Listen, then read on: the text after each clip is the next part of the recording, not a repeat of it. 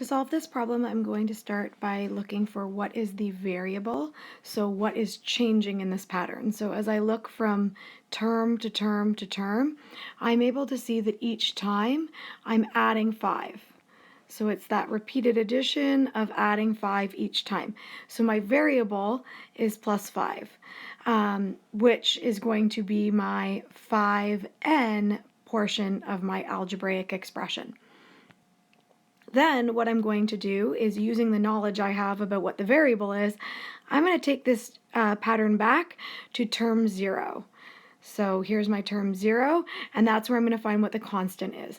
So if my variable is to add 5 each time, and I work backwards by taking away 5, I know that this pattern starts at 21.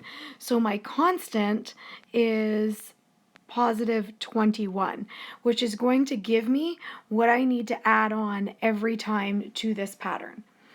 So just to test out that I make sure I've got everything correct, I can substitute, let's say we put 2 in for n.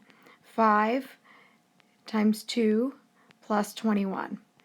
And if I'm correct, I should get 31, which is the second term of my pattern. So 5 times 2, I know that is 10 plus 21, which is 31. So I know that I've got the correct algebraic expression. My algebraic expression for this pattern is 5n plus 21.